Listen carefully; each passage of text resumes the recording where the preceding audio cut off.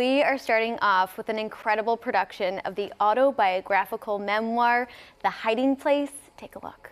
What's this delicate business then? It's Jews. Jews. What about them? Willem came to see you, yes? Oh, he did.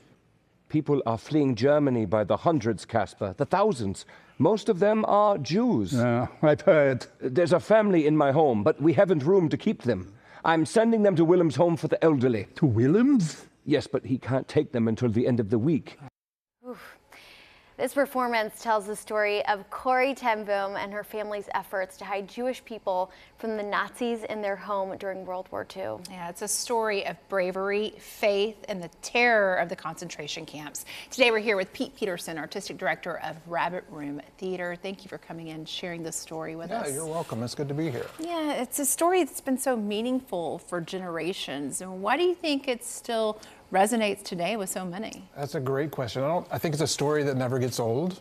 You know, it was relevant in the 40s and to their whole situation there. And I think it's something that we always, when we look at it, we find ourselves asking, would I have done the same thing? Could I have done the same thing in the ten Boom's shoes?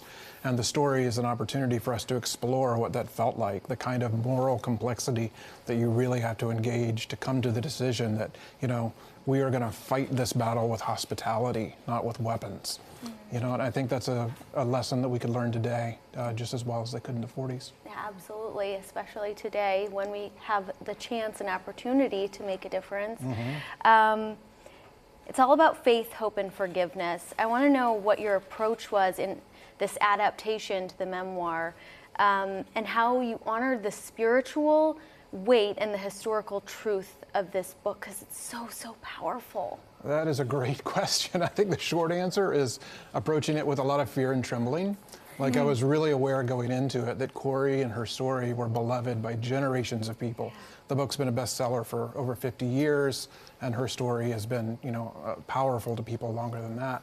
And so as a playwright entering into that story, like, there's a serious weight of responsibility that I felt to really do honor to the story.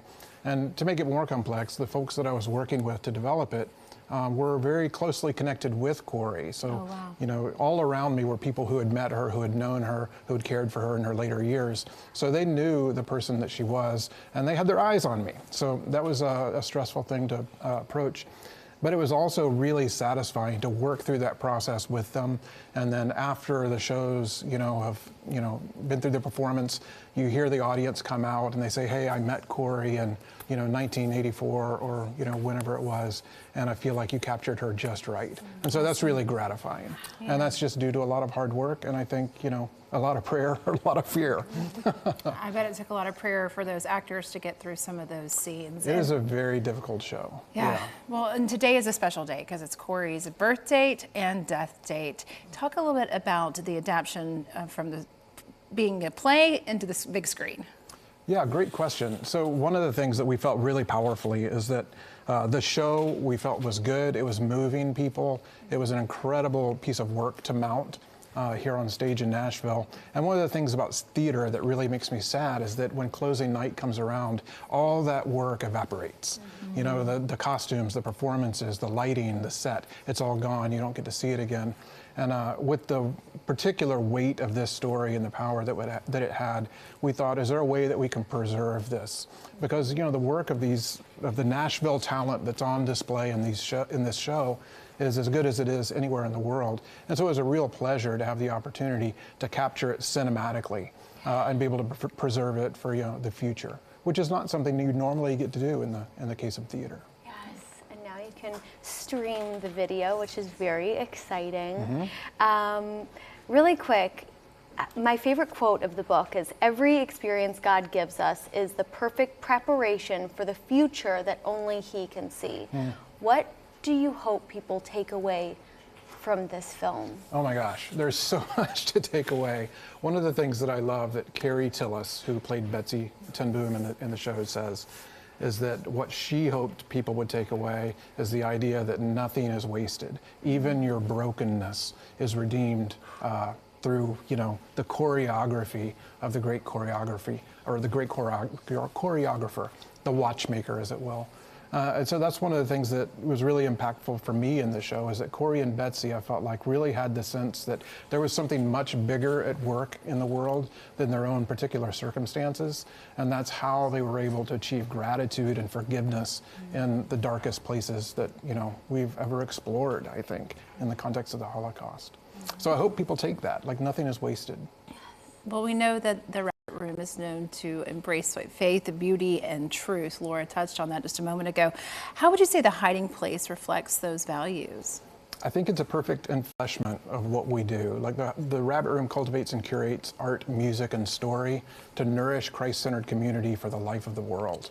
And I think The Hiding Place brings all of those elements together. It brings dance elements and musical elements and story elements, theatrical, literary. It brings it all together and presents it to the world and says, hey, look at this. This is important. This can change the world because it can change you.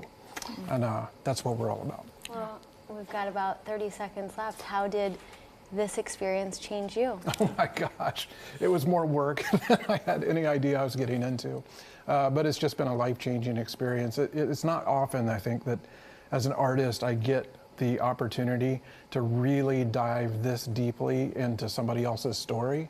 Not just, you know, a story that I've made up, but a story that's true, you know. And we traveled to Germany, to Ravensbrück, to Harlem. We visited all of these sites.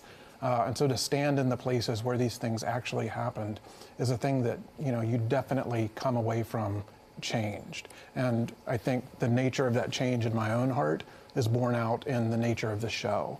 So I think when audiences are moved, part of that is because I was moved first. At least that's my hope. Awesome. Thank you so much. Yeah, you're welcome. And I should also say that y'all can watch it today on Angel Studios. They've released it on their platform. Yes. Perfect. Thank you. Congratulations. Thank you. Again, there for more information about the film, visit angel.com/movies/hiding-place.